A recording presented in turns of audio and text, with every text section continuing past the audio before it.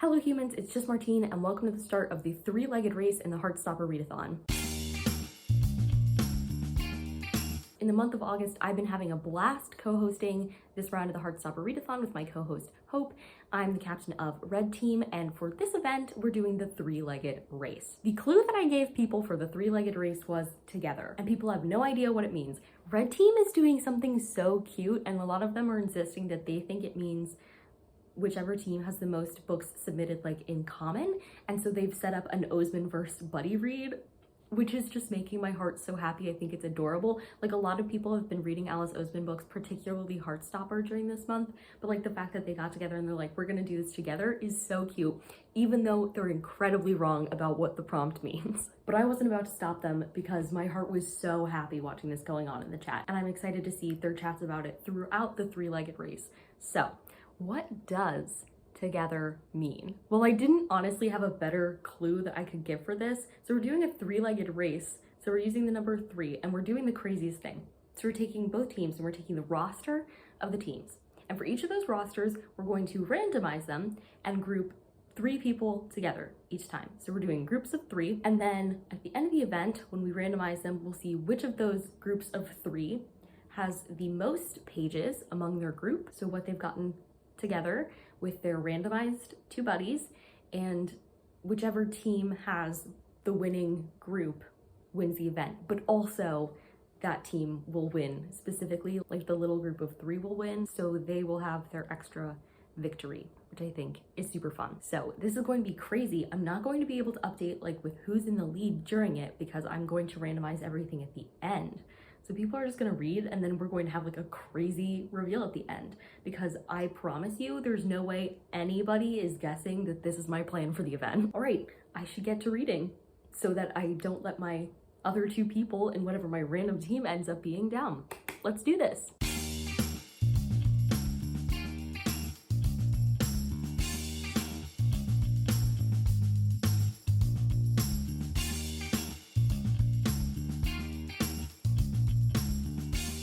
Good morning, happy Sunday.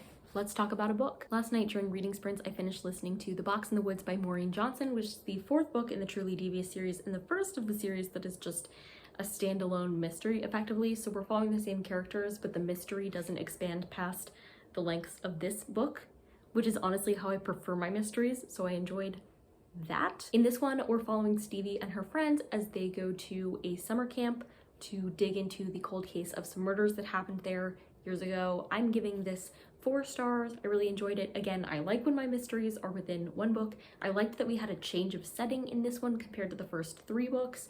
It was a fun time, so that's on that. And I didn't technically submit that for any points for my team because I was just listening to it in like 10-minute sessions as I was falling asleep for the past several weeks, so I didn't want to count it for anything. But yeah. Wow, hello, long time no talk. I have some books to talk to you about because it's fully the last day of the three-legged race and I like haven't updated you this whole time. It's been a really weird week because it's been the first week of the semester, and so I was also filming a vlog, a grad school week in my life, which kind of ate up into some of my filming energy and stuff, but then also school ate into my reading time, so it was just a whole thing. And oftentimes I would finish a book like late at night and then I wouldn't want to like get out of bed to talk to you about it. So here I am now. Let's talk about some books. First of all, tomorrow is the Magic Treehouse Read Along live show for August, which is interesting because I haven't read the Magic Treehouse books yet, but I did finish reading The Brilliant Abyss, which is our nonfiction pick for this month. It was pretty good. I'm giving it a 3.5 stars. My thing with it was that at the beginning I really loved it, but then by the end, like, it just felt like it dragged on forever, which is so silly because it's such a short book and yet it felt like it took forever. I loved learning about all the different animals and the ecosystems in the deep sea, but then some of the things they were talking about later I didn't care about as much, or it's not that I didn't care about them, it's just I didn't find them as engaging, is what I'll say. But I did read that book. Then I also read Chef's Kiss by TJ Alexander, which I'm giving 4 stars. This was such a fun one and also like not at all what I was expecting. I don't know what I was expecting because I don't think I'd heard like an actual synopsis of this book before. I just knew that it was a romance between this woman, Simone, and this non-binary character, Ray. But basically in this book, we're following Simone, who works at this like food magazine. She's one of the people who creates the recipes for it, and Ray becomes the new kitchen manager at the same time that the company is like struggling, and so they're turning towards making videos instead of just focusing on their magazine because their magazine subscriptions are going down and they're like losing a ton of money. Basically, the two of them become pretty big in the video production for the company, and at the same time we're dealing with the story of Ray, who's like struggling to come out at work and all of the things that come with that. And they're like, it is a romance book, but it's a slow burn in a way that I really liked. Then by the end it did sped way up, but overall it was like really slow and focused on other things for the majority of the time, which I really appreciated. And there were some really great discussions and interesting characters in here, characters that I absolutely loved, characters that I absolutely hated. So anyway, this was just a really fun time. So the 4 stars it gets. And then just now, like a few seconds ago, I finished my reread of Radio Silence by Alice Oseman. I do have 2 copies of this book, and I decided to read the one that doesn't match the rest of my collection so that that could stay all nice, and this could be my like angsty copy. I haven't reread this book since I first read it, was it 2 years ago or something?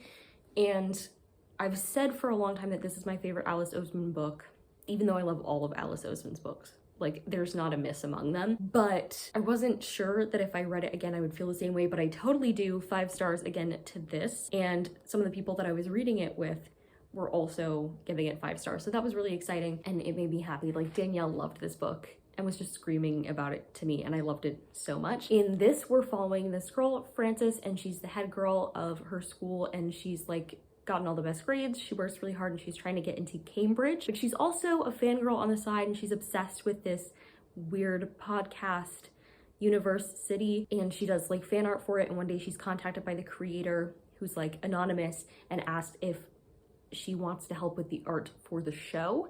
And things kind of go from there, and it's a story of friendship more than anything. There's some discussion of like finding your identity because it's an Alice Oseman book, but like largely it's just about friendship and platonic magic in the best way between a girl and a boy, and the things that they create together. And it's just so sad. It's so incredibly sad. Alice Oseman likes to trick you by making the most fun characters ever and then just doing terrible things to them. It's devastating. I had forgotten that the feeling of reading this book is the feeling of enjoyment at the start and then panic reading the second 2/3 of it, maybe. But that's exactly how this goes. So still my favorite Alice Oseman book.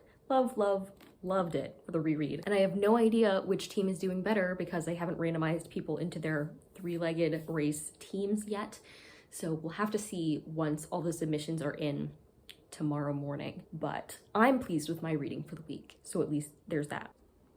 So this afternoon I did end up reading the 2 Magic Treehouse books for this month, which was Carnival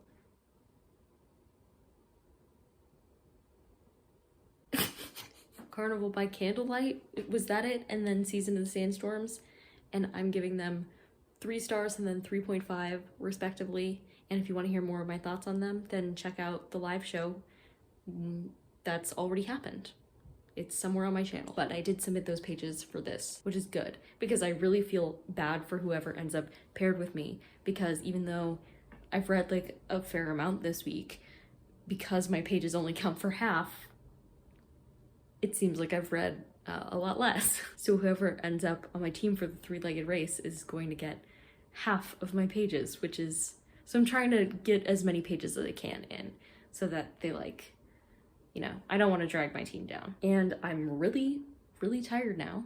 I don't know why, I don't know what I did, but I'm gonna chill. I'm probably not gonna finish another book for this, so I won't have anything else to say to you like book-wise, but tomorrow morning, when I go in and I do all the calculations to see who won, obviously I'll update you about what happens.